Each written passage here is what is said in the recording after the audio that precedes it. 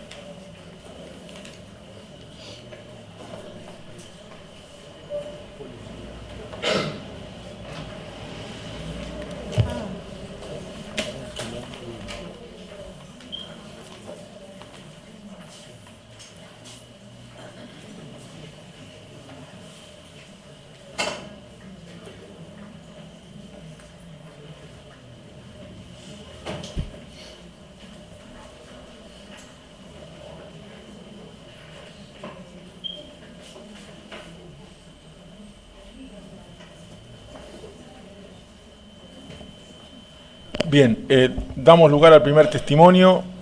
Me habían solicitado Salvadeo.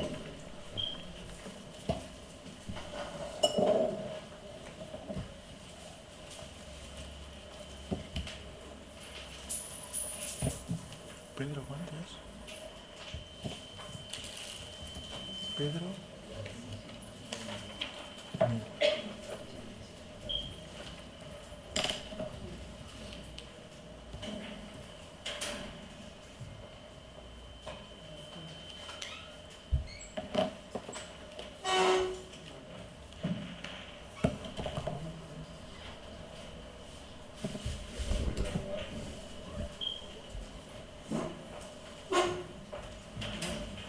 Buen día, señor. Buenos días. Lo primero que le voy a decir es que el micrófono vio que se puede mover, acomódeselo de la mejor manera, porque lo que necesito es que me hable siempre el micrófono porque esto se graba. Bueno. Así que manéjelo con total comodidad, o sea, no esté usted pendiente del micrófono, sino que sea al revés, que el micrófono esté pendiente de usted.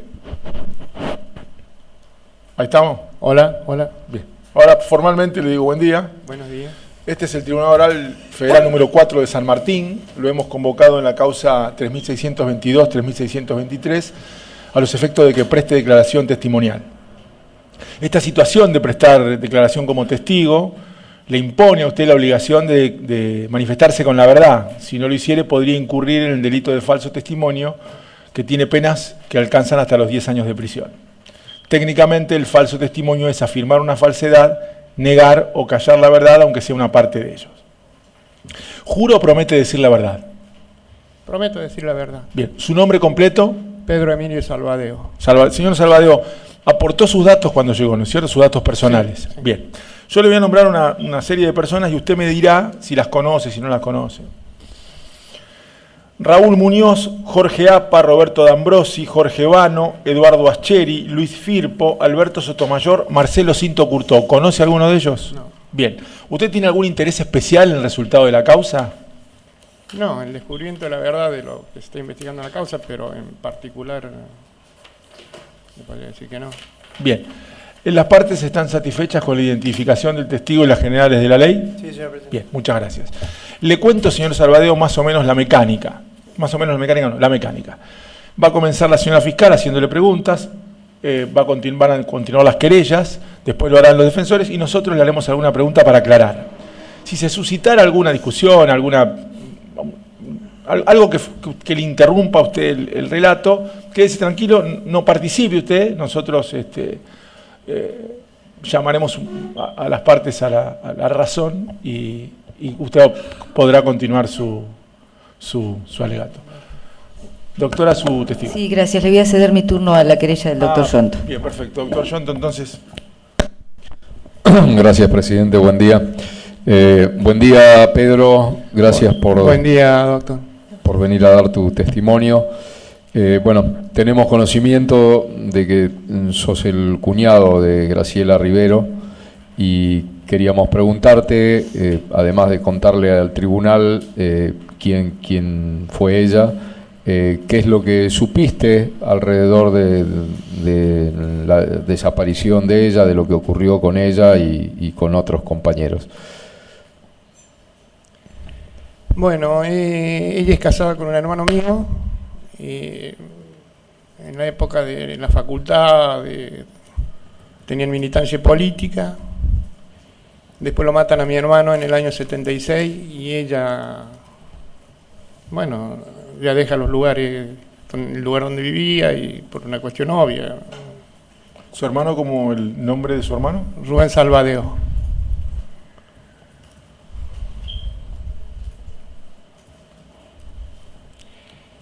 Y bueno, a partir de ahí empezamos a tener contactos muy esporádicos por una cuestión obvia. Es más, yo nací en La Rioja, en Chilecito, y después de la muerte de mi hermano yo me quedo ahí un tiempo, dejo la facultad hasta que después vuelvo a recibirme. Y los contactos esporádicos, inclusive acomodándonos a lo que era aquella época, no existía teléfono, no existía celular, no existía, las comunicaciones eran por carta. Hoy mandaba una carta y el tiempo habrá sido razonable, 2 meses, pero hay que contestar la carta, 3 meses, bueno, más o menos así eran los contactos. Hasta que, bueno, alguien llama por teléfono a mi madre y le dice que Graciela cayó, bueno, en manos de la fuerza represiva y de ahí, bueno, ya hacía un tiempo que no teníamos cartas de ella. Y bueno, después nunca más supimos más nada. ¿De qué año estaríamos hablando? Perdón, claro. Sí. Sí, no, era fines del 79, ya, fines del 79, indudablemente. Nosotros teníamos comunicación con ella, inclusive yo alguna vez la vi, habrá sido en el año 78, por ahí, los hechos no tengo tanta memoria, pero en el año 78 y capaz alguna vez en el 79. Con mi madre se vio un poco más de veces porque, bueno, pero todo esto fue ya en el fines del 79 y después ya nunca más. Cuando decís ella tuvo que dejar el lugar, ¿a dónde te referís? O sea, ¿dónde ocurrió lo de tu hermano? Estudiábamos en Córdoba nosotros y... bueno, mi hermano se casa con Graciela y se van a alquilar un departamento y van a vivir ahí ellos. O sea, el casamiento fue fines del 75, por ahí. A mi hermano lo matan en enero del 76. Enero del 76. Y es más, cuando lo matan a mi hermano yo no estoy en Córdoba y bueno, ya era época de vacaciones, todo eso. Y ahí Graciela ya se va y ya perdemos contacto y después los contactos son más esporádicos porque indudablemente después de la muerte de mi hermano en la casa había un policía y entonces mandar una carta hasta era complicado, todo eso. Y mi cuñada, bueno, después se va supongo de Córdoba y empieza a dar vuelta por ahí hasta que, bueno, y las cartas que recibíamos, yo les repito, la comunicación puede haber sido 3 meses más o menos. Uno mandó una carta por el correo en esa época, sobre todo el correo. De esas cartas que recibió, ¿se acuerda si alguna fue del exterior? Del exterior no, pero sé que estuvo, sí, puede haber habido alguna del exterior. Pero alguna vez sí, porque alguna vez creo que cuando se ve con mi madre, le trae un regalito de Brasil, una cosa, unos adornitos de Brasil, eso sí. Perdóneme, O sea, doctor, pero- por lo que saben ustedes, por esto que contás del regalito, ¿habría estado en Brasil? Sí, Ah. sí, es más, era una sobremesa que todavía debe estar en mi casa, eso, adornos de Brasil, sí. Sí, quizás puede haber habido alguna carta de ahí. ¿Y ella, sabés la militancia de ella? Sí, ella militaba en una agrupación con mi hermano hasta que lo matan a mi hermano y después tengo entendido se incorporó a Montonero. Sí, ¿Sabés sí. cuándo habría sido este ingreso a Montoneros? Yo calculo que a fines del 76. Fines del 76 porque, es más, si tengo que hacer una apreciación, yo diría hasta por la propia situación que se vivía en el país, la situación de ella, de protección, de buscar dónde ir, de cómo salir del país, era una cuestión no obvia, ¿no? ¿Sabés si en algún momento tu hermana entabló otra relación? Sí, tengo entendido que sí, pero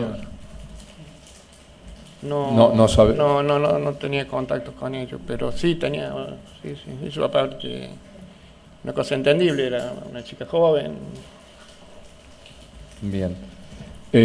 ¿Supiste algo sobre el regreso de ella a la Argentina? Esto que decís de volver a ver a tu mamá, de traerle Sí, eso. yo es más, con mi madre se vio quizás 2 o 3 veces y yo por lo menos una vez más la vi, calculo que fue, no sé si fines del 78, comienzo quizás más, seguro comienzo del 79, nos vimos en Córdoba. Ujú. Bien, ¿y qué sabés sobre lo que pasó finalmente con ella? Y ¿Cómo te enteraste? bueno, nosotros recibimos esa llamada, después pasa el tiempo y hasta uno, como son esas cosas, que alguien llame, que te diga que murió, que cayó, o sea, la falta de certeza de todo, hasta te lleva a dudar todo eso, ¿no? Y ya después, bueno, empiezan más comentarios, cosas, y bueno, después ya salió en un libro que murió en un atentado, alguien escribió en un libro, pero bueno, nunca nadie nos dijo nada oficialmente, nunca nadie trajo un cuerpo, nunca nadie...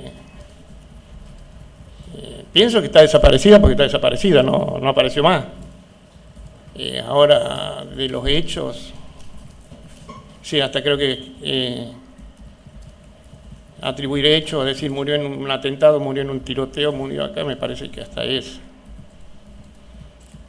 poco serio, ¿no? Si alguien dice, lo maté en tal lado y no me trae mi cuerpo del muerto. A la familia, tanto de ella como de ustedes, nunca se les entregó el cuerpo. No, por lo menos que yo sepa, no, estoy seguro que no. Pero no sé, a mí nadie me contó nada.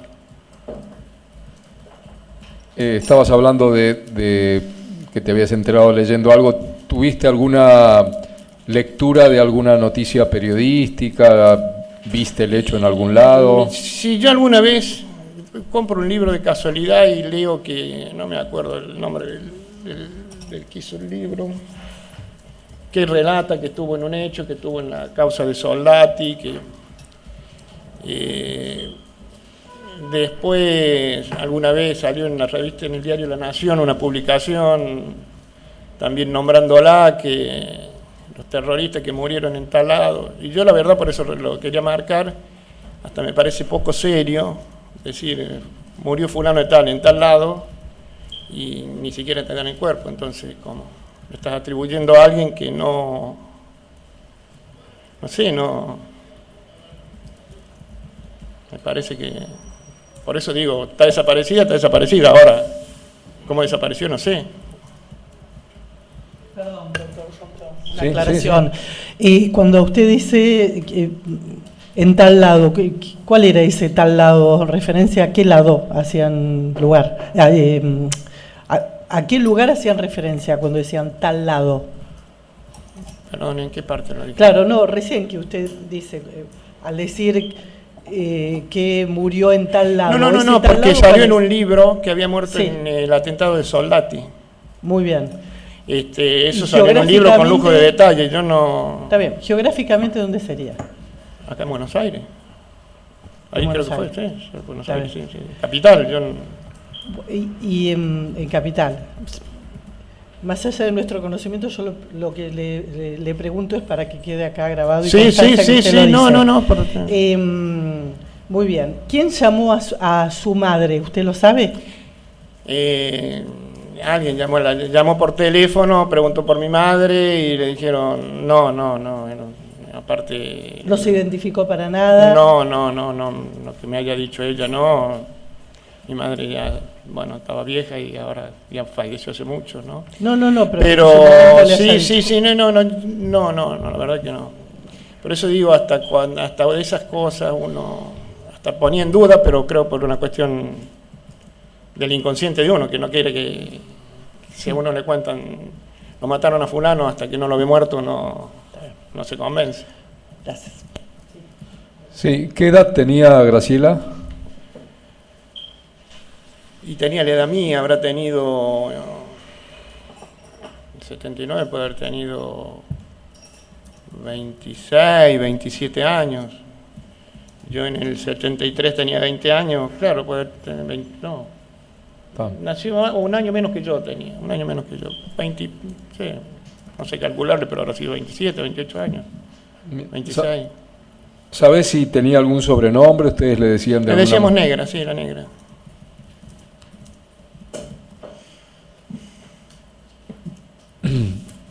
Bien, por el momento yo cedo mi turno. Gracias. Gracias, doctor. Doctora. Sí, gracias. Cuando ella visita a su mamá después de Sí, venir de Brasil, ¿sabe hacia dónde se dirigía después? No. ¿Sabe si venía a la capital o...? No, una vez, es más, tengo entendido que una vez se ve con mi madre en Rosario, de Córdoba. Con posterioridad a cuando vuelve de Brasil, o sea, vuelve de Brasil, la va a visitar a Córdoba. Sí. Y después en Córdoba, no tengo presente si fue a fines del 78, comienzo del 79, que ahí nos vemos y bueno, y después ya... Usted mencionó que ella había militado antes en una agrupación y después militó en Montoneros. Le pregunto, ¿la agrupación esa era Loco? Sí. Bien. Después que ella regresa a Brasil, ¿le hace alguna referencia a su militancia? O sea, ¿siguió militando en Montoneros? ¿Le hizo mención a...? Sí. Tampoco uno cuando se ve era una cosa rápida, habla de todo. Y hay varias personas, habla todo. Sí, no. Pero sí, estaba en Montonero, tengo entendido que estaba en Montonero. Bien. ¿En algún momento les hace mención a algún compañero de militancia o compañera de militancia? ¿Les hace referencia? No. Es más, creo que por lo menos la conversación que yo tengo con ella era más de cosas pasadas, porque eso es lo que normalmente pasa. Uno, después de todo lo que pasó, uno vuelve a conversar las cosas viejas, ¿no? Bien. Bueno, gracias, no tengo más preguntas. Doctor Ancherico. Sí, una pregunta. Graciela, ¿tenía descendencia ella? Sí, una hija. Ajá. ¿Podría decirnos algo acerca de qué pasó con ella? ¿Qué edad tenía al momento de la desaparición de Graciela? 3 años. Sí, después que la cría mi madre. ¿Perdón? Mi madre la crió. Ajá. Después se crió con mi madre, bueno. Ahora... ¿Cómo se llamaba la niña? Laura. Bueno, muchas gracias. Doctora. No. Doctor. ¿Alguna pregunta más? ¿Nada? Señor Saavedra, ¿quiere agregar algo más? No, nada más. Bueno, muchas gracias por su presencia. ¿Puedo tomar agua? Sí. Su testimonio ha finalizado. Muchas gracias.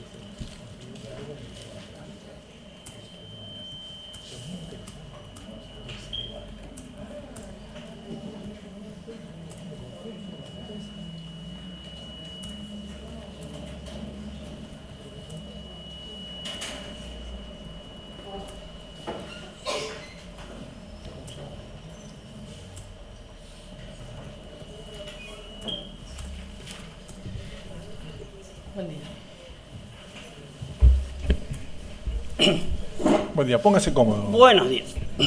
Póngase cómodo. ¿Estamos? Estoy cómodo. Bien, lo único que le voy a pedir es que me hable siempre al micrófono, porque esto se va grabando y lo puede mover tranquila, pero acomódelo como quiera, lo puede mover para adelante, para arriba, para ahí. ¿Está bien? Bien. Señor, buen día. Buenos días. Este es el Tribunal Oral Federal número 4 de San Martín. Lo hemos convocado en la causa 3622 a los efectos de que preste declaración testimonial. Esta situación de prestar declaración como testigo lo impone a usted de la obligación de manifestarse con la verdad. Si no lo hiciere, podría incurrir en el delito de falso testimonio, que tiene penas privativas de la libertad que alcanzan hasta los 10 años.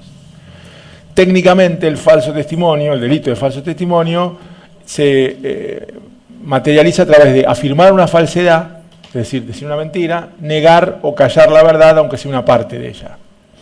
¿Juro o promete decir la verdad? Juro. Bien, ¿su nombre completo? Antonio Daniel Bregant. Señor Bregant, cuando llegó, ¿aportó sus datos personales por secretaría? Sí, me lo tomaron, sí. Bien. Le voy a nombrar una serie de personas y usted me dirá si las conoce, si no las conoce.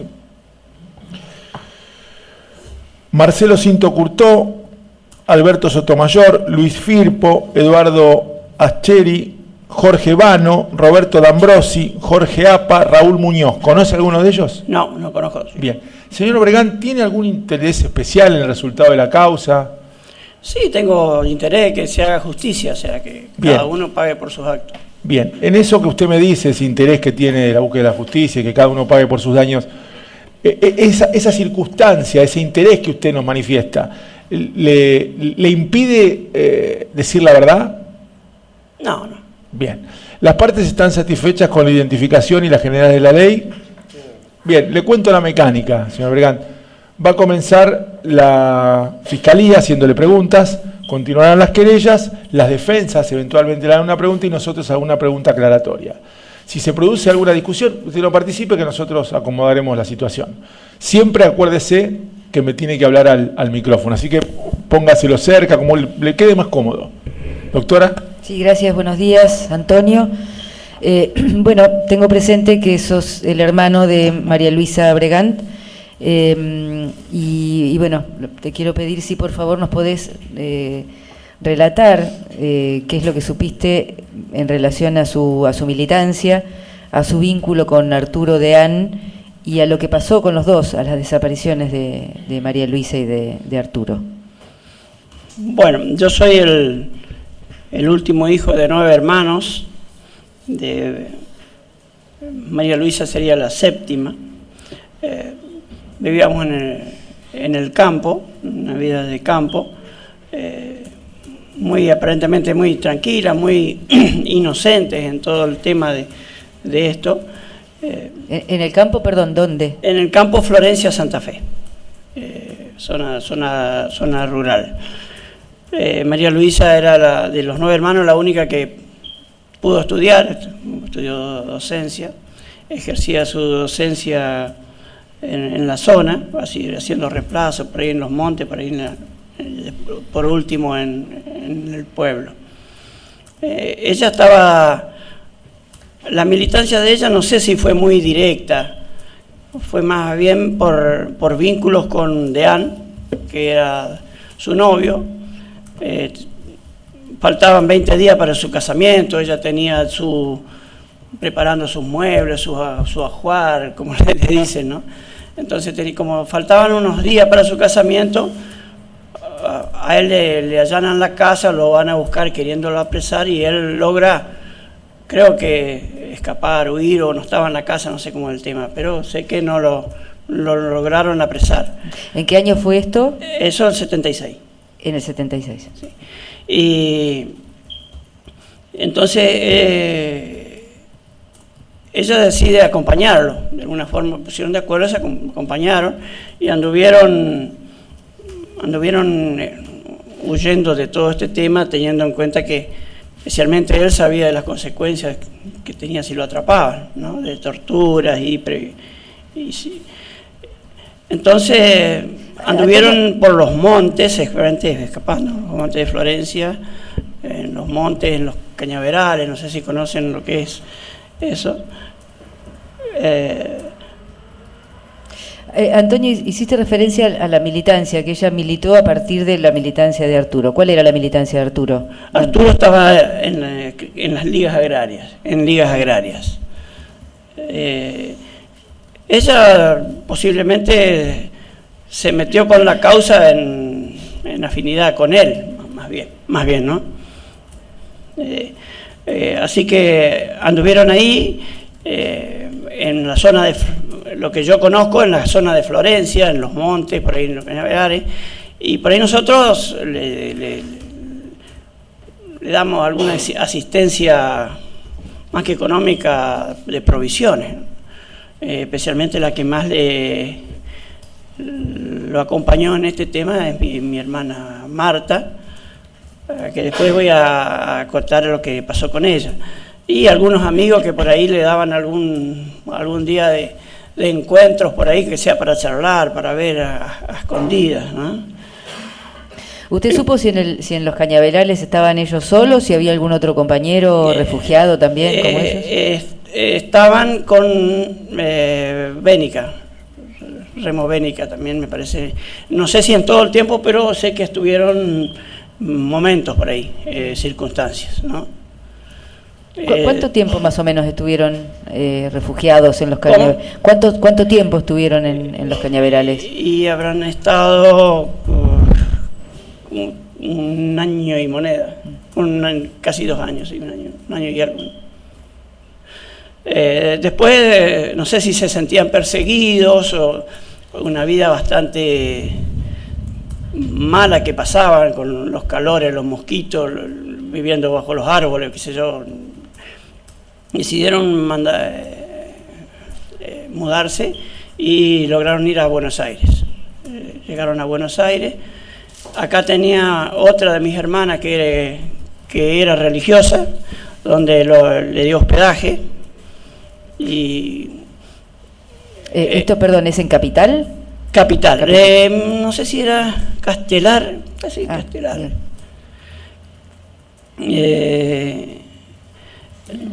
No sé, pero sí sé que es acá en la zona. Él trabajaba como electricista, y bueno, ese contacto que tengo es por mi hermana Hilda, que era religiosa. Sé que se casaron en ese tiempo, se casaron por iglesia, no en un templo normal, pero se casaron así en forma privada. Algún sacerdote lo casó, por ahí tengo la libreta de casamiento. Y bueno, así pasaron el tiempo. Mi hermana se logra un poco enfermar, creo que tenía un quiste ovario, y para no irse a un hospital público decidieron salir del país. Entonces creo que fueron a Brasil y de ahí creo que fueron a España. Sí, no creo, estuvieron en España. Todo este tiempo teníamos siempre comunicaciones con ellos, o sea, nos dejaban una nota bajo la mesa, digo, por abajo de la puerta, donde decía estamos bien, no en el lugar donde estaban, pero que estaban vivos y que estaban bien. Entonces viajaron a España y allá tenemos certeza de que estuvieron porque nos mandaron un cassette donde nos decían que estaban en la casa de un familiar conocido de mi hermana religiosa, donde creo que decían tomamos vino en boda, aprendimos a tomar vino en bota y qué sé yo. Entonces ese cassette se me perdió porque yo digo cuando me di cuenta no anduvo mal. El cassette viejo, entonces no lo pude regrabar. ¿Aproximadamente en qué fecha o en qué momento del año fue grabado ese cassette? ¿Hay alguna referencia? Creo que posiblemente fue el fin del 79, por ahí cerca de Navidad del 79. Bien. Cerca de Navidad del 79 puede haber sido en España. No tengo muy certeza de la fecha, pero sí creo que hay en esa fecha. Regresaron al país. Ahí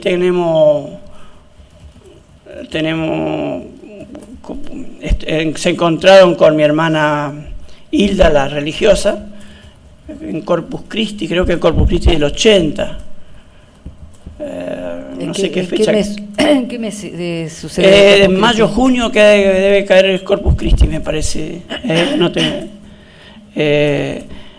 La última vez que tuvimos comunicación directa con ellos en un familiar. Después sabemos que se fueron para Entre Ríos. Allí creo, por referencia de algunos militantes, no hace mucho, hace poco me enteré que estuvieron con Chiapano, en Paraná, por ahí. Tengo referencia de terceros, no seguro, es decir, estoy completamente seguro. Es la última información que tenemos, que decían nos están persiguiendo y posiblemente querían abandonar el país, querían irse para Brasil de vuelta. Ahí tenemos la última información. Digo que ahí nos llegó un poco más la angustia porque, como les decía, siempre teníamos comunicación con ellos.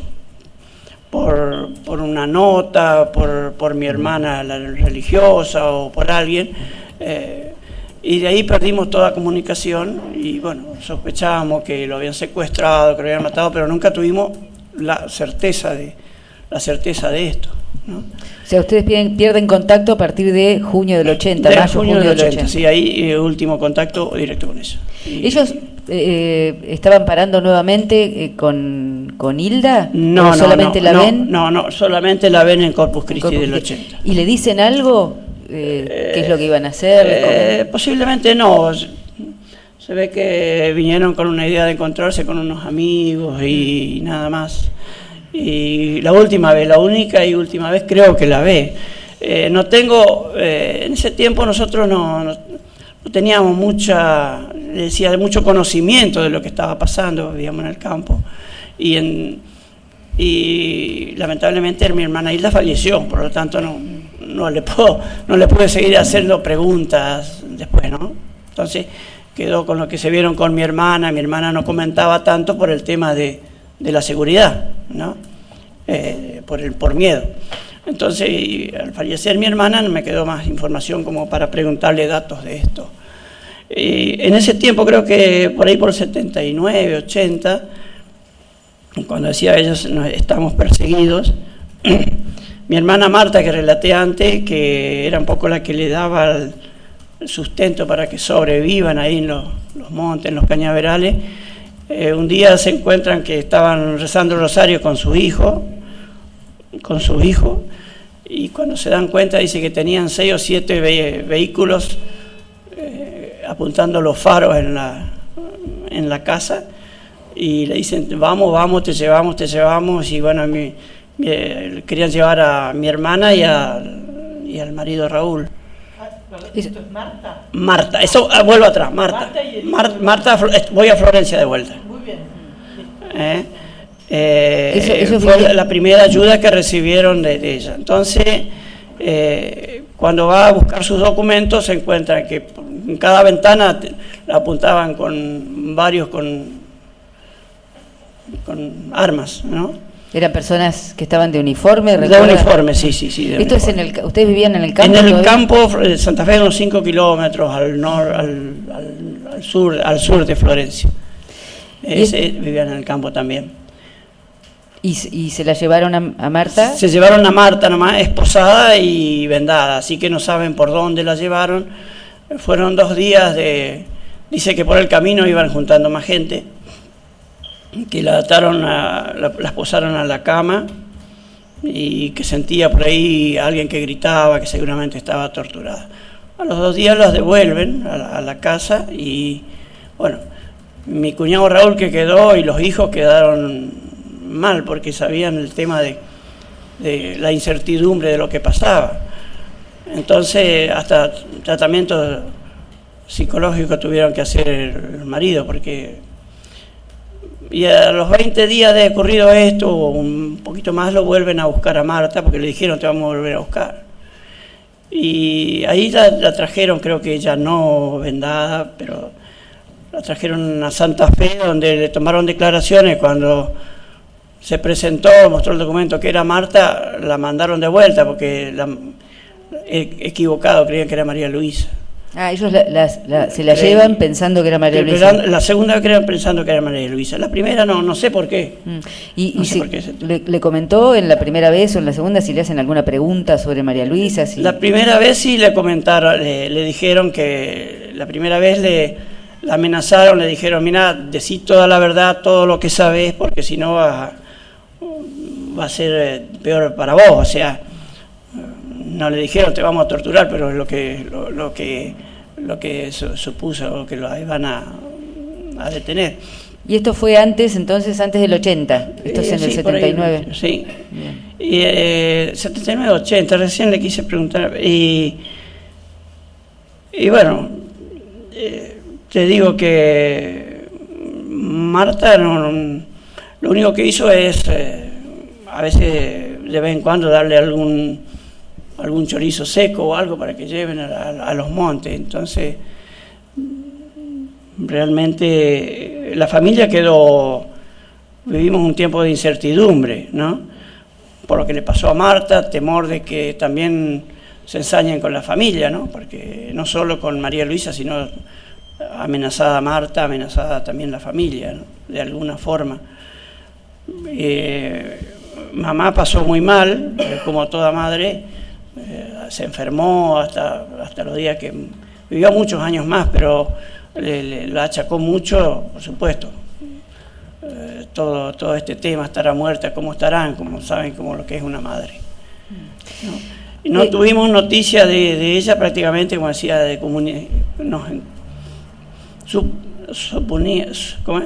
estábamos creyendo que sí, que lo habían secuestrado, que lo habían matado, pero no teníamos certeza, no teníamos comunicación ni con los militantes tampoco. Recién en el 2005, que es un diario que tengo por allí, que el Clarín, La Voz, creo que, donde relatan cómo posiblemente fueron apresados en Paso de los Libres, ¿no? Paso de los Libres, donde lo pelotía un murciélago, donde ponían a alguien de vedor ahí en una ventana para ver si pasaba un militante, y si no descubrían en un tiempo X a un militante, lo fusilaban, lo torturaban. Eso sé por lo que leí, no tengo certeza, por lo que leí en el diario y por los testimonios de alguien. Mamá, sacamos ADN de mamá por si encontraban algún cuerpo, por si la queríamos recuperar, pero hasta el día de hoy no tenemos noticias de eso. Así que un poco lo que quiero expresar. Antonio, cuando hiciste mención a que recibieron la carta de España, ¿supo la familia de alguna manera si estuvieron en algún otro lugar, además de España, en el exterior? Después me enteré que fueron a Medio Oriente y volvieron a España, pero eso de ellos sé que estuvieron en España. Y las personas con las que pudo hablar la familia tratando de reconstruir esto, vos mencionaste a Remo Bénica y a otros compañeros, ¿pudieron hablar con algún compañero que los haya visto en el exterior y que les hayan hecho alguna mención sobre...? No, Remo Bénica, yo hablando con Remo Bénica, la última vez que lo vio fue allá en España. En España, que él quedó en España y volvió después de que asumió Alfonsín. Y ellos vinieron antes, por supuesto.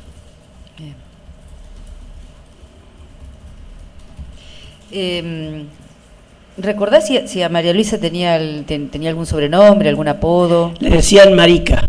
Marica. Nosotros en la familia lo conocíamos como Marica. ¿Y qué edad tenía? No recuerdo si lo dijiste. Sí, Marica 3 años más que yo, así que en el 76 habrá tenido 26 años, 27. ¿Y Arturo, sabés si tenía algún apodo? Ay, sí, pero no me acuerdo. No me acuerdo. Está bien, no importa. ¿Con la familia de Deán ustedes tomaron contacto en algún momento? ¿Pudieron...? Con la familia de Deán recién tuve contactos. Yo cuando salí de Florencia vine a Reconquista porque Deán también era del campo, el papá fue a vivir a Reconquista. Yo ahí me contacté con el papá, que ya era anciano, ya estaba bastante achacado.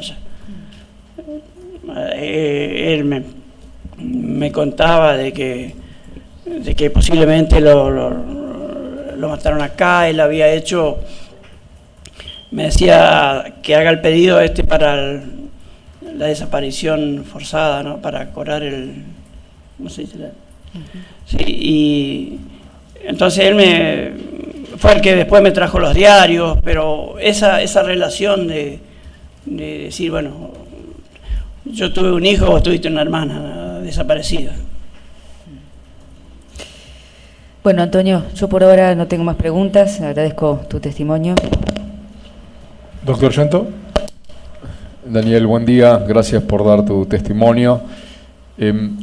¿Hubo alguna militancia católica de tu hermana y de Arturo en la etapa más juvenil? Sí, nosotros de familia siempre fuimos católicos cristianos, de ir a misa dominical prácticamente siempre. En sulky, a caballo, en bicicleta, siempre íbamos, quedabas unos 5 o 6 kilómetros del pueblo. Siempre fuimos católicos, por eso ellos cuando vinieron a Buenos Aires no se casaron por civil, sino se casaron solo por iglesia. Como tenían esa religión católica muy fuerte de familia. ¿Qué pasó con vos tenés de los 9 hermanos, por lo que dijiste, dos hermanas... 9 hermanos. 2 hermanas religiosas. 2 hermanas religiosas y una es Hilda, la que le conté. Murió también de cáncer. Y la otra murió joven, también era religiosa, una. Fue antes del 76 que falleció, me parece. Así que, y después ella, de 9 hermanos estamos 3 varones y 3 mujeres vivos.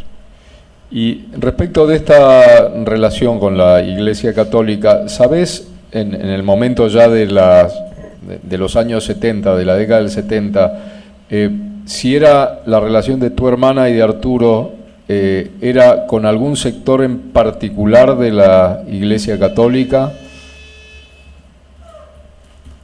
No tengo de eso. Bien, por el momento nada más. Doctor. Sí, Antonio, Aniquiárico de la Secretaría de Derechos Humanos de Nación. En ese periodo en que usted señaló que ellos se habían ido al monte, ¿sí? Respecto de Arturo, ¿siempre estuvieron juntos? Marica o María Luisa y Arturo sí siempre estuvieron juntos. Que yo sepa, siempre estuvieron juntos. Y cuando ustedes tienen conocimiento por esa llamada de que habían, o tuvieron conocimiento de que no sabían qué había pasado con ella, ¿fue al mismo tiempo respecto de él también? Sí, en Corpus Christi estaban los dos también, sí. Y usted mencionó que les llegaban normalmente algunas notas por abajo de la puerta, ¿sí? Correcto. Y demás. ¿Tiene idea cómo llegaban estas notas? No, nosotros las encontrábamos. Las encontrábamos. Nada más. Posiblemente por algún mensajero, alguien que la traía, nunca supe quién, aparecían ahí. Por miedo, creo que ellos no, porque por no querer aparecer por casa para que no. Bien, gracias Antonio, gracias. ¿Doctora? ¿Doctor? Yo tengo una pregunta más. Cuando usted mencionó, cuando se la llevan a Marta, dijo, en el camino iban levantando más gente, o dijo algo así. Sí. ¿Qué era eso? ¿A quiénes? No sé, porque ella estaba vendada y esposada, ella no veía nada, así que por los ruidos, por... ¿Que eran gente en campesinos? Porque usted Sí, estaba posiblemente sí, porque dice que era camino de tierra. Bien. Bueno, Mucho era camino de tierra, asfalto, pero después tierra. Así que no se sabe si dónde era, en qué lugar era eso. Era eso nada más. Gracias. ¿Doctor? Gracias, señor presidente. Buen día, señor. Una sola consulta. ¿Cuándo tuvo usted contacto con el padre de Ana en Reconquista? ¿Cuándo fue el contacto al cual hizo referencia? Aproximadamente. Yo vine a trabajar a hacer más o menos 26 años, 27, así que sería, ¿qué año? 91, 92, por ahí. Gracias. ¿Nos quiere agregar algo más, señor? Señor Obregán. No, muy amable, gracias. Bueno, su testimonio ha finalizado. Hasta se puede ir. Gracias.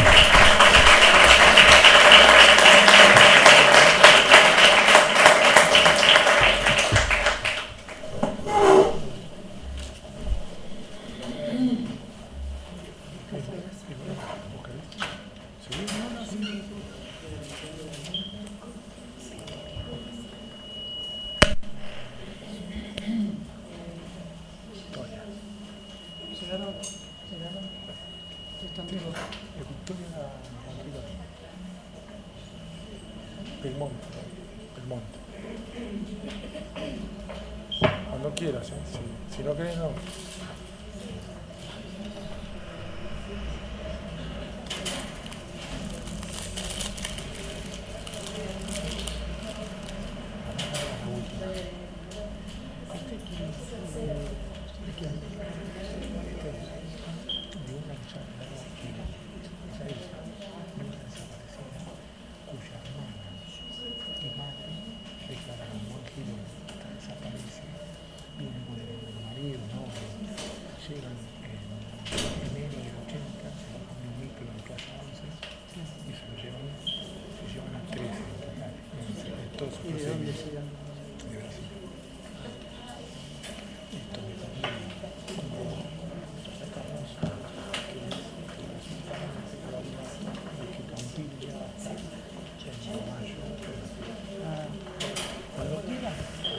Sí. Tenés que venir así, la pared. Cambiar el vaso, por favor. Soy lenta, No, toma, dale este que no lo tomo.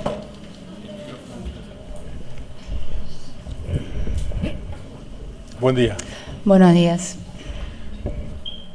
Este es el Tribunal Oral Federal número 4 de San Martín. La hemos convocado en la causa 3622 a los efectos de que preste declaración testimonial. Esta situación de prestar declaración como testigo la impone de manifestarse con la verdad. Si no lo hiciere, podría incurrir en el delito de falso testimonio, que tiene penas que alcanzan hasta los 10 años de prisión. Técnicamente, el falso testimonio es afirmar una falsedad, es decir, manifestar una mentira, afirmar una mentira, negar o callar la verdad, aunque sea una parte de ello, es decir, de lo que usted sabe, de lo que es la verdad, no contarla o contarla no en su totalidad. ¿Jura o promete decir la verdad? Juro. Bien. Decir la verdad. Bien. ¿Su nombre completo? Mi nombre es Victoria del Monte. Señora Victoria del Monte, lo primero que le digo es, siéntese cómoda, porque yo la voy a volver loca con algo, que es el micrófono. Le explico por qué. Porque toda la audiencia se graba, entonces necesitamos, muchas veces hay taquígrafos que no están presentes, que reproducen la audiencia, y si a veces alguna parte nos ponen más allá de lo que nosotros podamos tomar nota, entonces lo que siempre necesito es que me hable al micrófono. Le decía, ¿aportó sus datos cuando llegó? ¿Le tomaron los datos personales? Sí, sí. Bien, yo le voy a nombrar una serie de personas y usted me va a decir si las conoce o no las conoce. Raúl Muñoz, Jorge Apa, Roberto D'Ambrosi, Jorge Vano, Eduardo Ascheri, Luis Firpo, Alberto Sotomayor, Marcelo Cinto Curtó. ¿Conoce alguno de ellos? No, no conozco. Bien. ¿Tiene algún interés especial en el resultado de la causa? Sí, claro, que se haga justicia y conocer la verdad de lo que pasó con mi mamá. Bien. Señora Del Monte, en esa búsqueda de la verdad, en esa búsqueda de justicia, ¿hay algo que a usted le impida manifestarse con la verdad? No. Bien. ¿Las partes están satisfechas con la identificación y la generalidad de la ley? Bien. Le cuento cómo es el procedimiento. Primero usted se tranquila. Ahora le van a traer agua, no sé si le pusieron. Va a comenzar la señora fiscal haciéndole preguntas. Cuando esté satisfecha en el interrogatorio, irán las querellas, después los defensores y nosotros alguna pregunta de carácter aclaratorio, ¿sí? Si se llegara a suscitar alguna cuestión que usted se da cuenta que se ponen a discutir de un lado y del otro, nosotros vamos a hacer que termine esa discusión y usted seguirá su relato. Doctora. Sí, gracias. Buen día. Buenos días. ¿Cómo estás? Un poco emocionada. Bueno, tranquila. Te voy a pedir que nos cuentes, que le cuentes al tribunal, que nos cuentes a todos qué es lo que vos supiste y qué es lo que pudiste reconstruir en relación a tu mamá, a quién era tu mamá, a la militancia de tu mamá, a lo que pasó, a la desaparición de tu mamá, y que nos cuentes qué pasó con vos también en ese tiempo. Bueno, mi mamá se llamaba Lía Mariana Ercila Guangiroli. Ella está desaparecida desde el 27 de febrero de 1980 por el accionar de las personas que están imputadas en esta causa. Ella fue llevada a Campo de Mayo. Yo eso lo supe por la declaración de Silvia Tolchinsky, en donde menciona que sabe que Julio César Genud y su compañera, que es mi mamá, estaban secuestrados en Campo de Mayo. Yo, todo lo que voy a contar es una reconstrucción que yo pude hacer a través... Yo era muy chiquita, yo nací en febrero de 1976 y yo pude reconstruir la historia a través de los relatos que me fue contando primeramente mi abuelo. Yo me crié con mi abuelo en Brasil y después los compañeros de mi mamá con los que yo me fui reencontrando a lo largo de mi vida y ahí fue que pude ir armando como un rompecabezas de lo que fue, lo que sucedió y también con los recuerdos, que tengo bastantes recuerdos a través de imágenes y las fotos y las cartas de mi mamá. Entonces con todo esto pude reconstruir la historia de lo que voy a contar. Mi mamá empieza a militar en los 70, muy joven, ella tenía 14 años cuando empezó a militar, ella nació en el 58,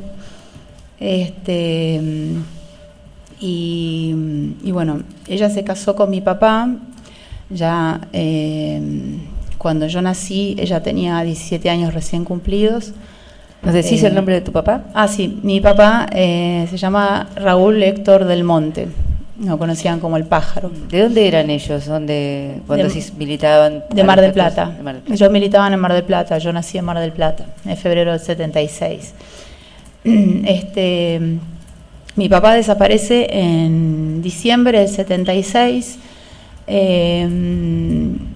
Todos creían que que había muerto, que lo habían matado, en realidad que lo habían asesinado.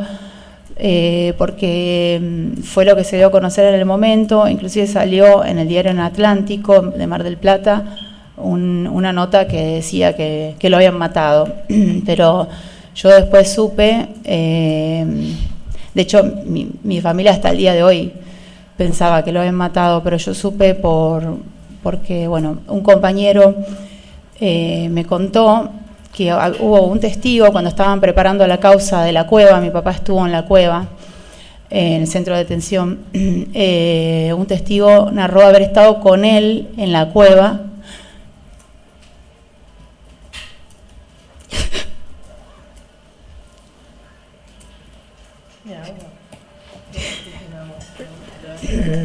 Estoy bien.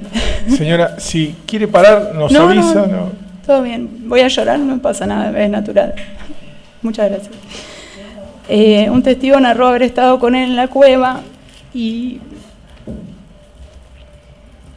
yo siempre supe que mi papá era una persona muy, muy solidaria, muy buena persona, porque todo el mundo me lo decía, los compañeros de mi papá, mis abuelos paternos, y la historia que me cuentan de la cueva es que el testigo narró haber estado con él y él tenía mucho frío y no tenía zapatos, y mi papá se sacó sus zapatos y se los dio, y dice que bueno, él sobrevivió y que guarda los zapatos hasta hoy, los tiene guardados. Bueno, supongo que como un recuerdo, ¿no?, de ese gesto de solidaridad que creo que también retrata cómo eran ellos, ¿no?, cómo eran mis padres y por qué hicieron todo lo que hicieron, porque realmente ellos querían un mundo mejor para todos.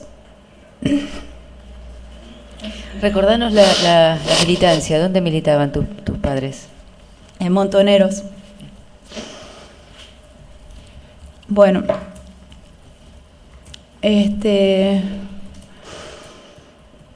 bueno, después de eso, lo que yo puedo relatar es que mi abuelo me contó que mi papá se encuentra con él antes de desaparecer y le dice que se tiene que ir del país porque estaba corriendo peligro, y mi abuelo se va en diciembre del 76, se va a vivir a Brasil, donde posteriormente yo me fui a vivir con él muchos años después, en el 81. Bueno, yo sé porque por mi abuelo tiene muchas cartas y tengo muchos relatos, los pudimos reconstruir a través de lo que me contó mi abuelo y de las cartas. Mi abuelo estuvo en contacto con mi mamá mientras estaba en Brasil, estaba siempre en contacto con ella, y entonces supe que nosotros, el exilio nos exiliamos en México, saliendo por Chile a comienzos del 77.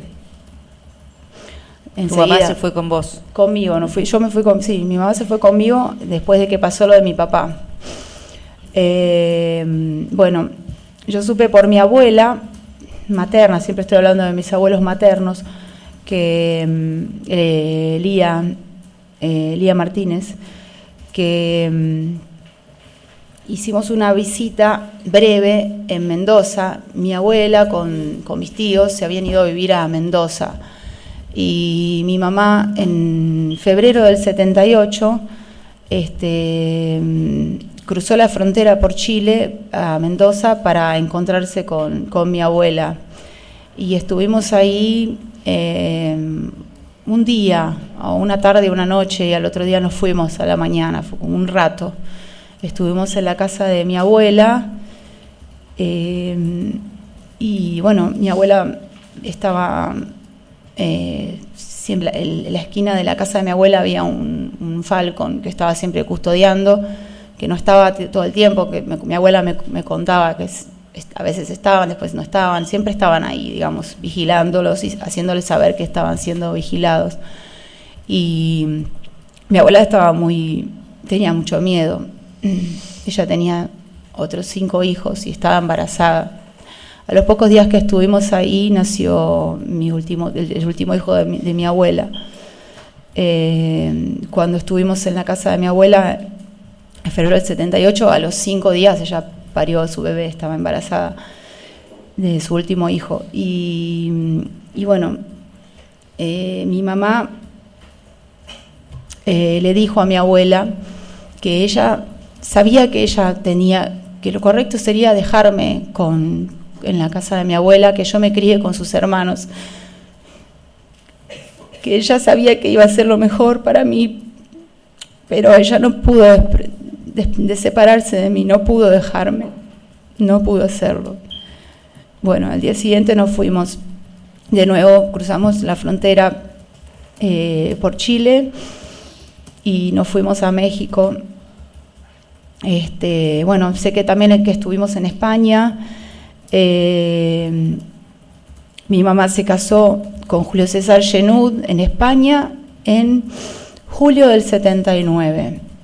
Mi abuelo me cuenta la historia que mi mamá lo llama para decirle que se va a casar y él se va a España.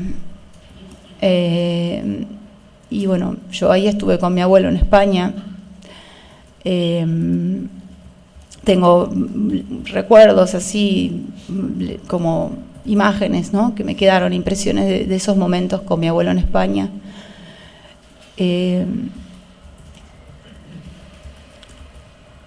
Mi mamá estaba muy contenta.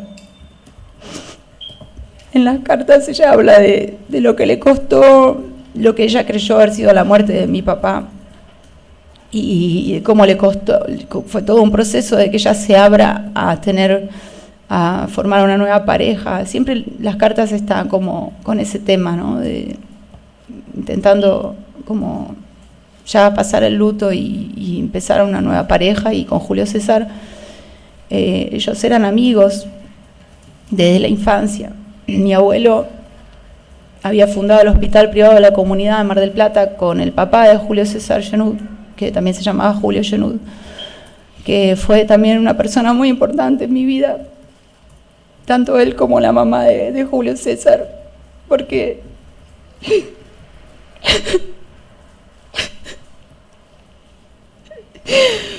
Julio César fue mi segundo papá. O sea que no solo mataron a mis dos padres, sino que mataron también a mi segundo papá.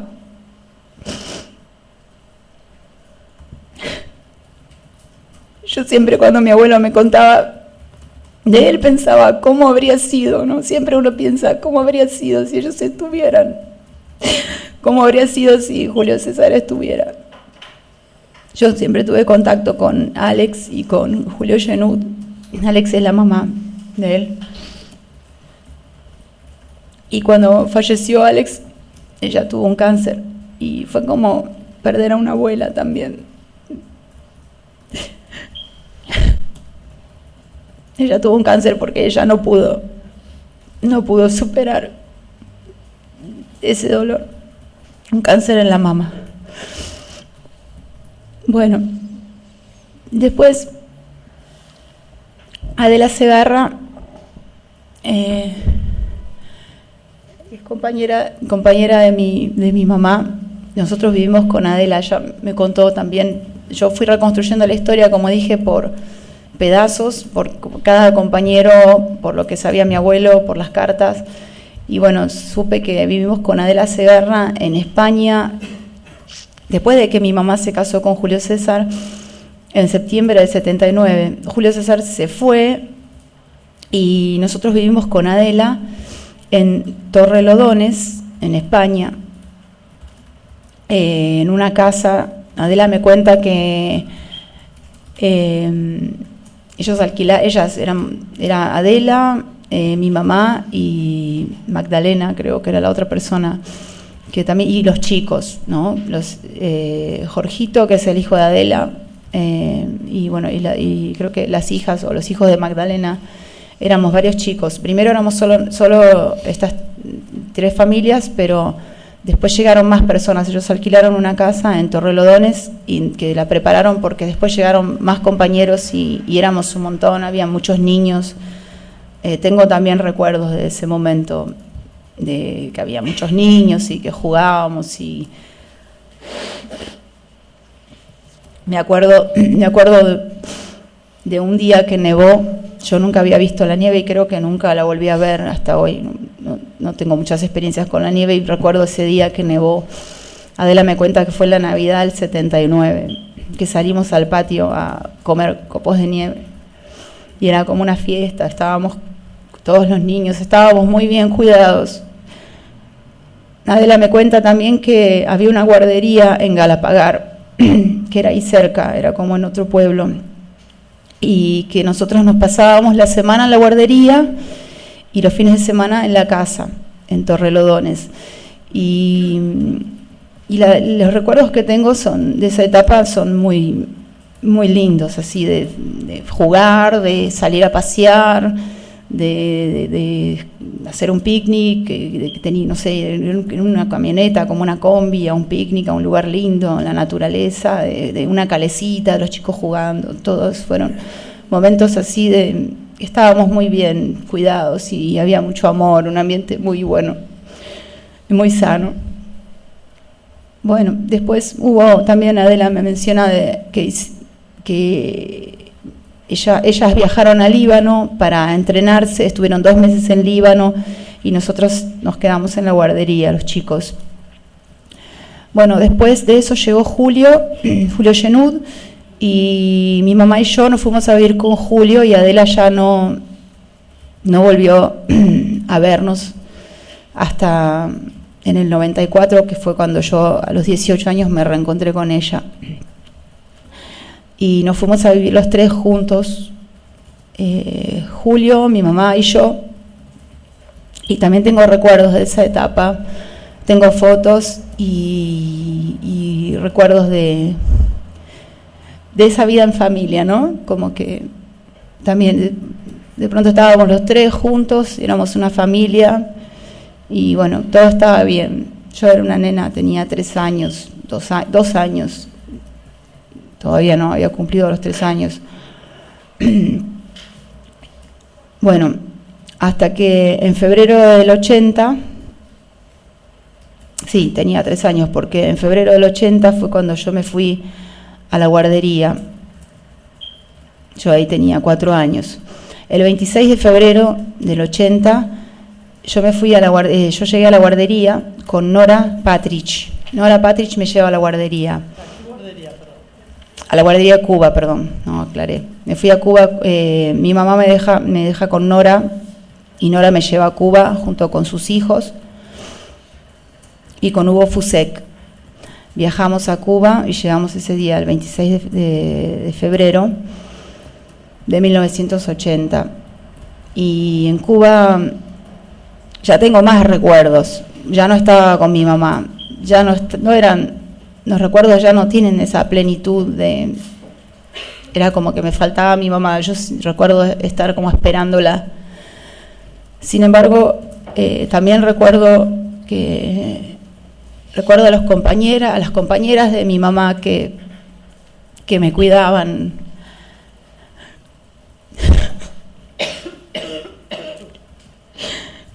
Susana, Estela Cereceto, que estaban muy presentes.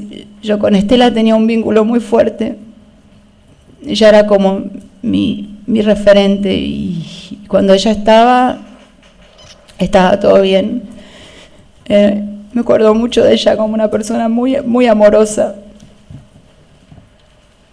Éramos muchos niños, sin embargo vivíamos, era una vida como estar en una casa.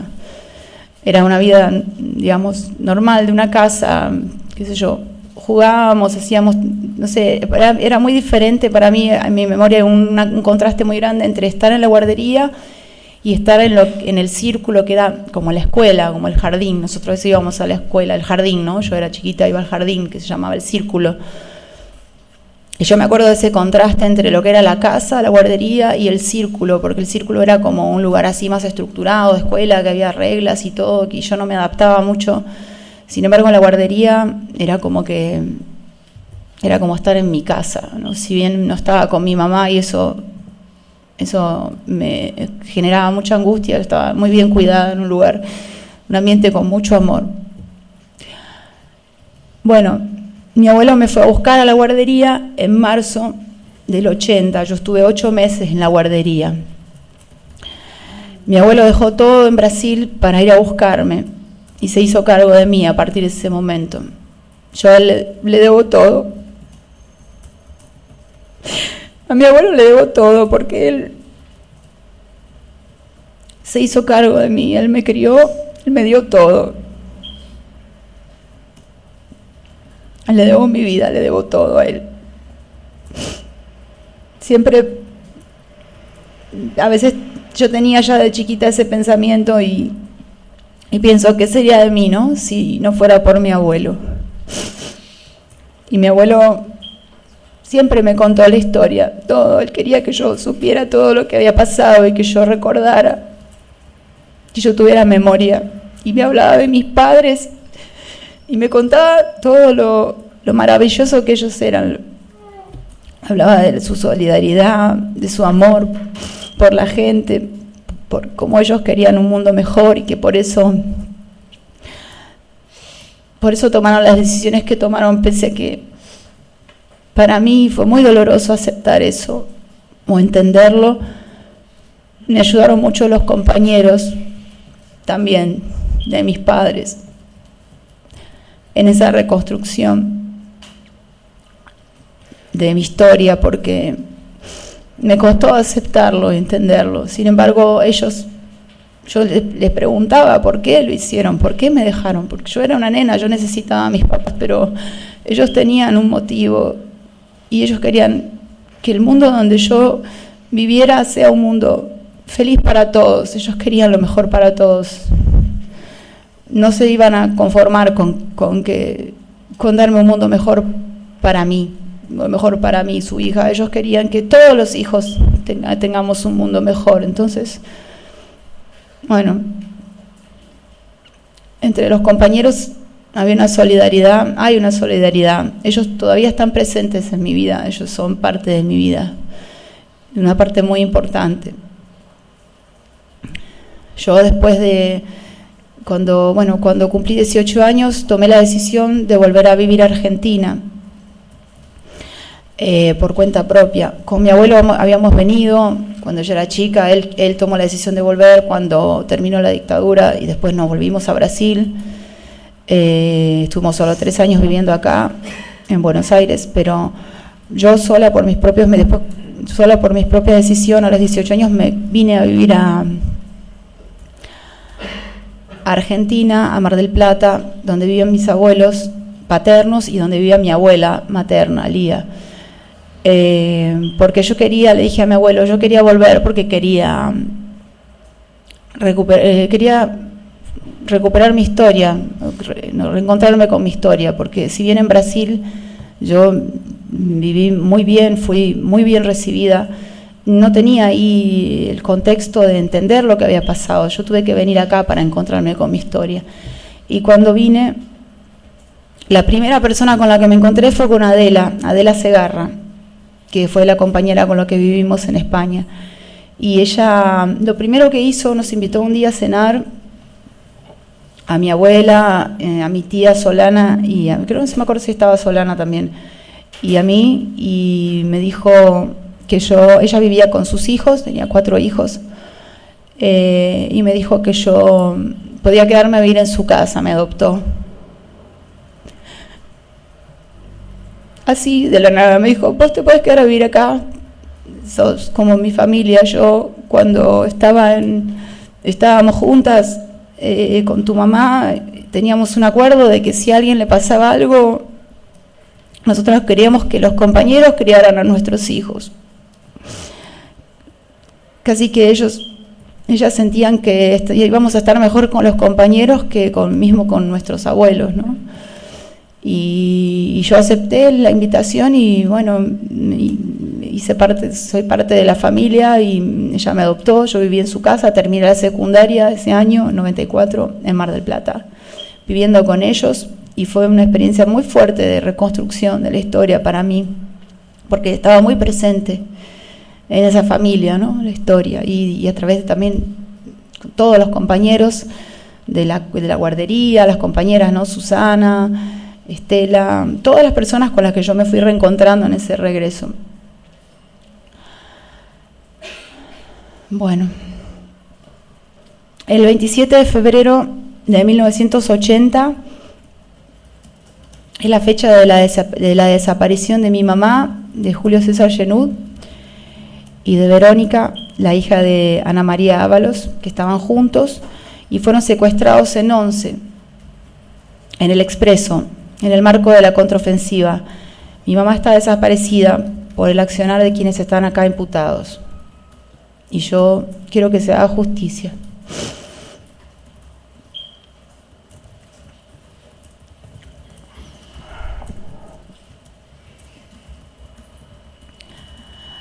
Bueno, yo puedo hablar de las consecuencias que todos estos hechos tuvieron en mi vida. No voy a hacer una enumeración exhaustiva para no aburrirlos, pero realmente todo esto nos ha dejado muchas secuelas. Yo creo que mi familia quedó destrozada y nunca más pudimos recuperar la familia. Se desmembró, quedó... Yo la única familia que tengo hoy es prácticamente mi abuelo, la única persona que tengo, y mi hijo. Yo tengo un hijo de 6 años que nunca va a conocer a sus abuelos.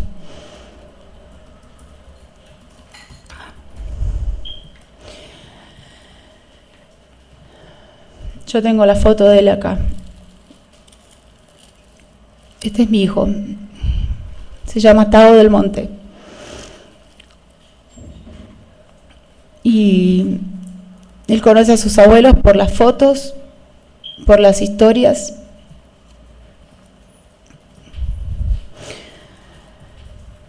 Y por la historia que estamos contando nosotros acá, ¿no? Esto creo que es muy importante, esta reparación, para que él pueda el día de mañana tener orgullo, ¿no?, de lo que está pasando ahora, que estamos haciendo justicia.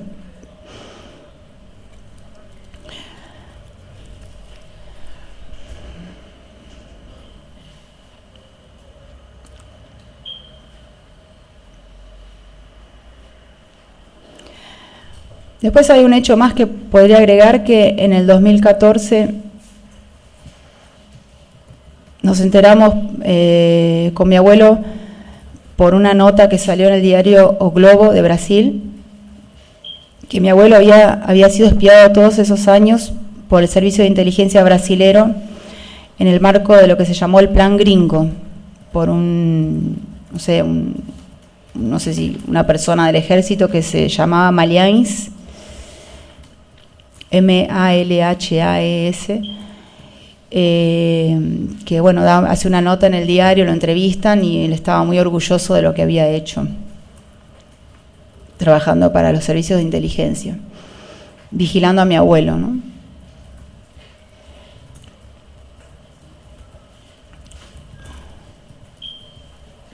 Creo que eso sería como... Gracias, Victoria. ¿Cómo estás? Bien. Bueno. Vos mencionaste que hablaste con varios compañeros de tu mamá, fundamentalmente, para reconstruirla. Mencionaste a Adela.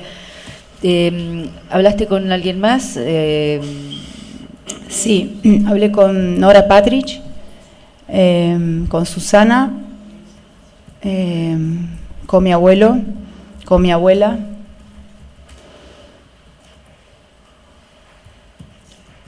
¿Y fue coincidente la reconstrucción en cuanto al recorrido y el movimiento que hizo tu madre al ingresar al país, Sí. las fechas? Sí, totalmente.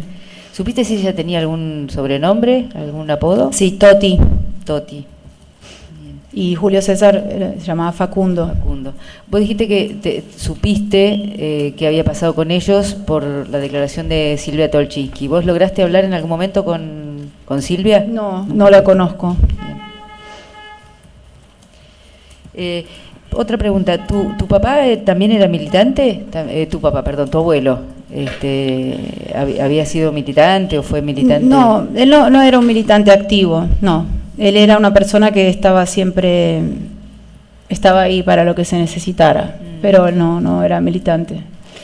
Y vos mencionaste que él desde Brasil tenía contacto con tu mamá, que era a través de cartas, de llamados telefónicos, y también estuvimos en un momento en San Pablo, alguna visita sucedió, y mi abuelo también viajó a España a verla. ¿En San Pablo estuvieron? En Brasil, nosotras, ¿Vos? Con mi... ¿Con sí, tu creo mamá? que me olvidé de mencionarlo, pero acá tenía la fecha que estuvimos en San Pablo, que ahora no sé dónde lo tengo.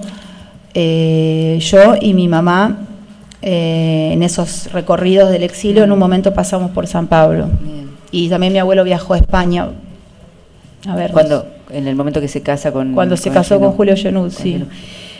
Mencionaste que en la guardería en España había varios compañeros e hijos de compañeros. ¿Te acordás de algún nombre, de algún apodo, de quiénes eran? En la guardería de España. Bueno, de esa época no tengo prácticamente recuerdos porque yo era muy chiquita, pero Adela me mencionó a Magdalena, que tenía los hijos, acá lo tengo anotado el apellido porque ahora no lo recuerdo, que fue la que vivía con nosotros en esa casa, y que tenía, ahora te voy a decir. Yo me acuerdo debo decir, los niños. Los niños, Sí, los Jorge, hijos de compañeros. Sí, Jorge Areta Segarra, que es el hijo de Adela, estaba con nosotros. Y nosotros cuando nos mudamos a esa casa, nos mudamos, era Adela, mi mamá, y Magdalena Gagay. Es G-A-G-I. Estaban Jor y los dos hijos de Magdalena, éramos los chicos que estábamos en esa casa, pero eso cuando llegamos, porque preparamos la casa y después llegaron un montón de compañeros más, o sea, no sé. ¿No te acordás quién? ¿No supiste? Sí, ella me cita algunos nombres, yo te los puedo decir, que algunos no se acuerdan los apodos o algunos no se acuerdan los nombres. Ella me dice que en la casa vivieron varias personas y algunas de ellas están desaparecidas. Fermín y Jorge Benítez, Lita, que es María Lazzarini, Pascual, que creo que ella no se acuerda el nombre.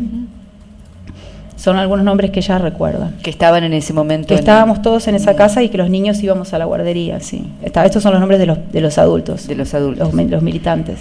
Y de la guardería de Cuba, ¿te acordás de quiénes eran los hijos de los compañeros? ¿Con cuántos? Sí, recordás? Éramos un montón y yo no... o sea, yo supe que, por ejemplo, yo a través de Adela supe que estuvieron Fernanda Raberta, Ana Raberta y Jorge, pero ellos estuvieron después de que yo me fui, yo no estuve en el mismo momento con ellos.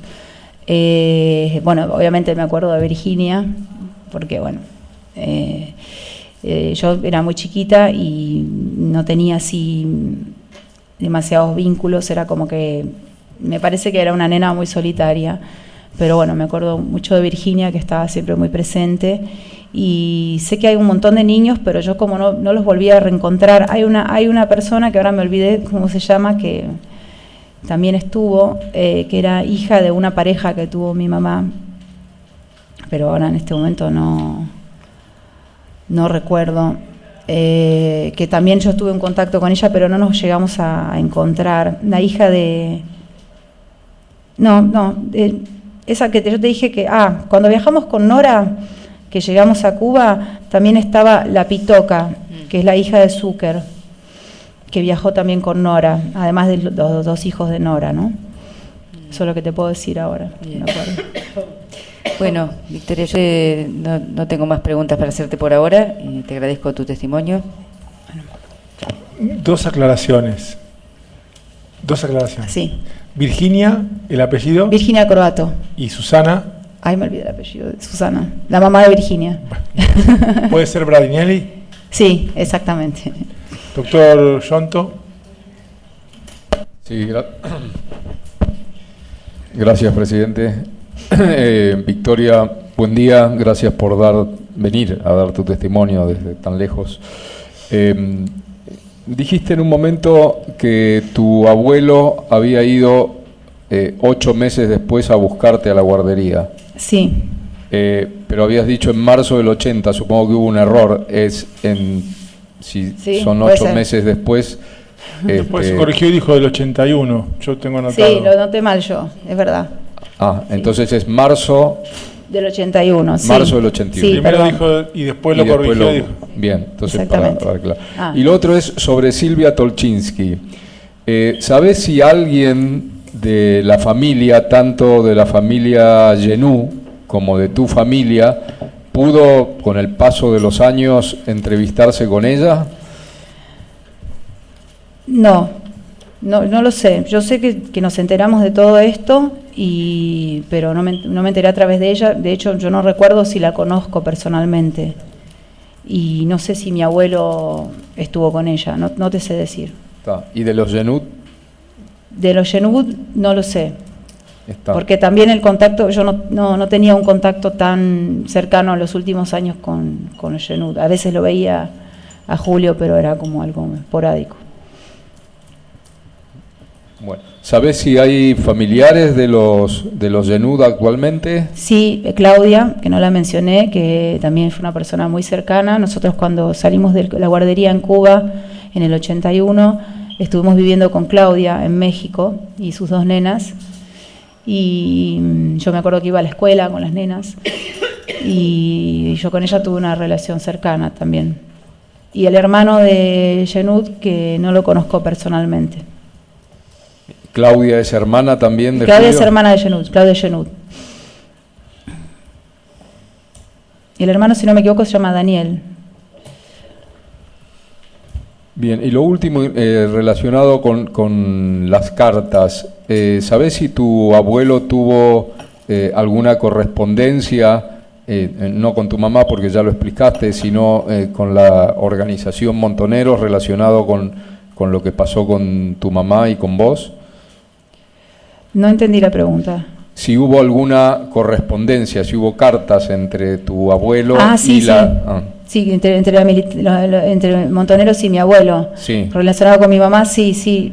Mi abuelo recibió una carta cuando avisándole de la desaparición de mi mamá y avisándole que yo estaba bien, y que creo que la carta decía que yo estaba en México, que me podía ir a buscar.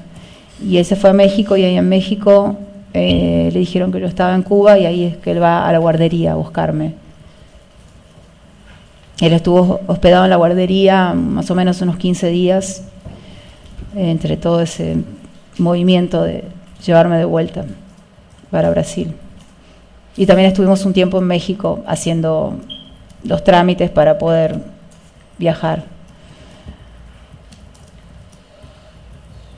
Bien, por el momento, presidente, nada más. Gracias. Doctor Aniquiarico, doctora. ¿Nos quiere agregar algo más? Sí, voy a agregar Una algo. preguntita. Las cartas que recibió su abuelo, por casualidad no las tiene. Sí, las tiene mi abuelo en realidad. Bien, Él las está bien. cuida como oro. Es lo único que le quedó de mi mamá. Y a duras penas logré que me preste una para poder leer un fragmento ahora. Yo lo que quería, como a modo de conclusión,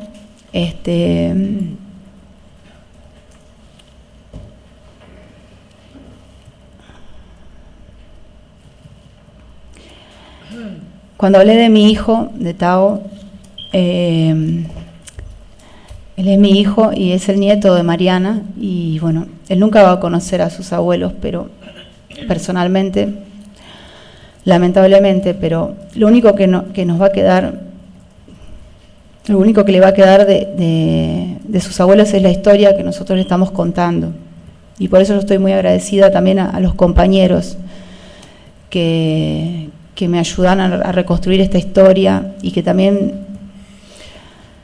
se hace presente esa chispa que tenían mis padres a través de ellos. O sea, yo puedo entender y puedo verlos a través de la solidaridad que ellos tienen hasta el día de hoy conmigo, me acompañan, se preocupan por mí, y bueno, eso es una cosa que yo quiero rescatar y que agradezco muchísimo a todos ellos. Bueno, quería nada más, a modo de conclusión, leer un fragmento, porque lo único que tengo de mi madre son las fotos y las cartas por medio de las cuales yo tuve es difícil de ponerlo en palabras, pero acá tengo un fragmento en que mi madre habla de mí, le cuenta a mi abuelo.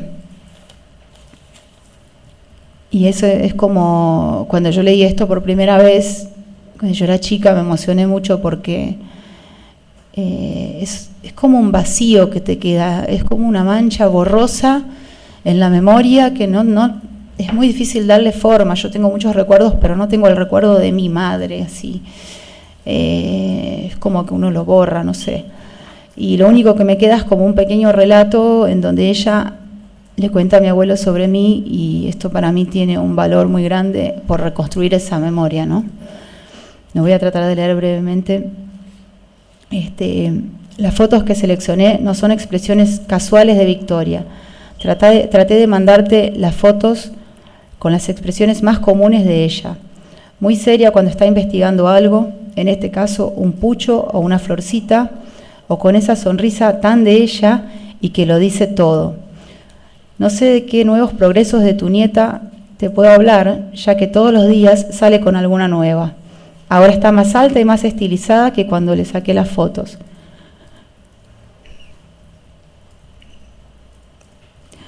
Le regalaron un hermoso juego de madera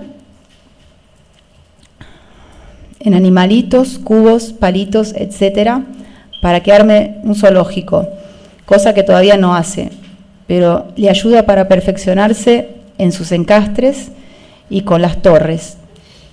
Aunque encastre hace con lo que tiene a mano, vasitos, frascos o lo que sea, torres en cubos de igual tamaño consigue poner 3, uno arriba del otro, pero cuando va a poner el cuarto cubo, inmediatamente se le cae la torre. Chilla y patalea un poco, porque es bastante impaciente cuando algo no le sale, y me los da para que yo le haga una torre con todos los cubos, que ni bien termino de hacerla, me la tira para que se la haga nuevamente, y así sucesivamente, hasta que por lo general me canso, yo primero que ella, de hacer torres. Una cosa que hace cada vez mejor es limpiar. Me imita pasando el trapo, o cuando barro el piso, junta papeles y los tira donde estoy amontonando la basura. El otro día yo estaba barriendo y Victoria me señala la basura juntada, y al tiempo que llorisqueaba y hablaba rápido en su lenguaje. Cuando me fijo bien, encontré entre la basura un animalito muy chiquito de su juego que había juntado yo sin darme cuenta, y estaba a punto de ser tirado en el tacho de basura. Se lo doy y se va a su rincón contenta con el chiche en la mano. Te cuento una pequeña anécdota, seguro que hay muchas mejores que esta, pero es de la que me acuerdo en este momento. Lo lindo de los chicos es eso, que todos los días te salen con una nueva. Nada más es eso. ¿Nos dejaría sacar fotos de escanear las cartas ahí? No las movemos. Sí.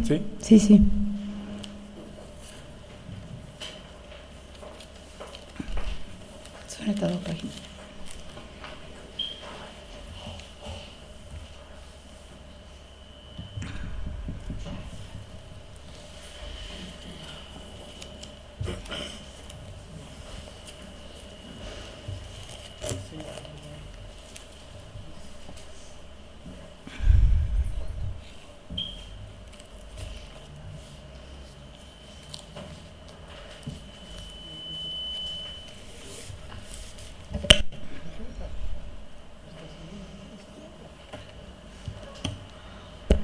Te pregunto algo que no me quedó claro. ¿Esas cartas las escribe tu mamá desde España? Esas cartas las escribe el 7 del 7 del 77. ¿Del 77? Sí, me parece que, no sé si desde España o desde Ahora México. Si están fechadas. Sí, tienen la fecha, pero no me acuerdo ahora desde dónde. Porque también estuvimos en México. Yo sé que en más o menos agosto, septiembre estábamos en España con Adela, pero no sé si en ese momento estábamos en España o en México.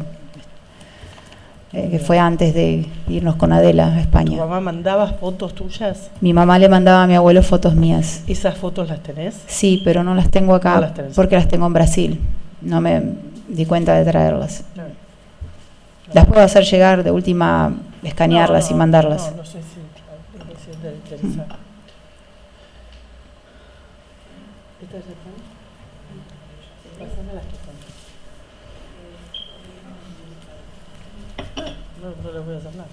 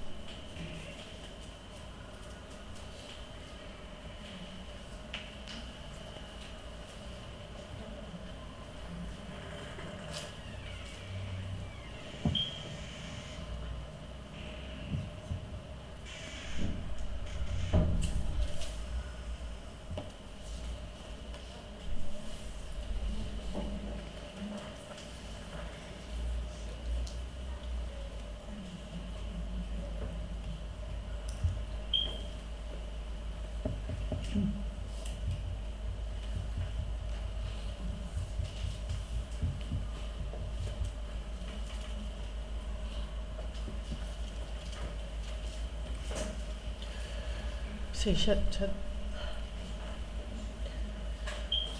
numeradas? No. Sí, porque acá hay un 5, por eso pregunto. No sé si 5.000 lo puse. Sí, están numeradas. 1, 2, menos la 1, 3. Falta la 4 acá. Ah, no está acá.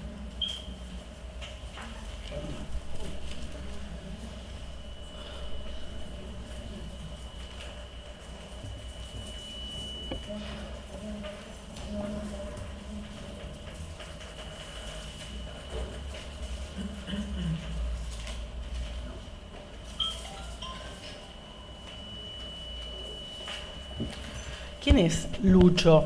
Que acá lo nombra. O sea, es que yo le estaba por preguntar eso a mi abuelo y estábamos como que no le llegué a preguntar, pero también me gustaría saberlo.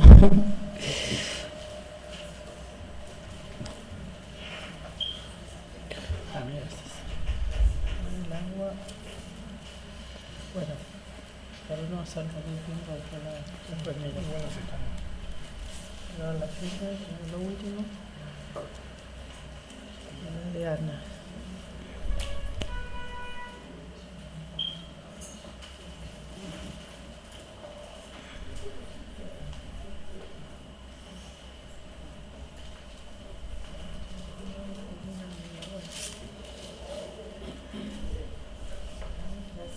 Gracias. Si las partes no tienen objeción, la tenemos por incorporada dentro de la declaración de la señora el aporte de las cartas. ¿Algo más? No, me gustaría quedarme para poder escuchar la declaración Sí, cómo de mi no. abuelo. Bueno, Su testimonio ha finalizado. muchas gracias.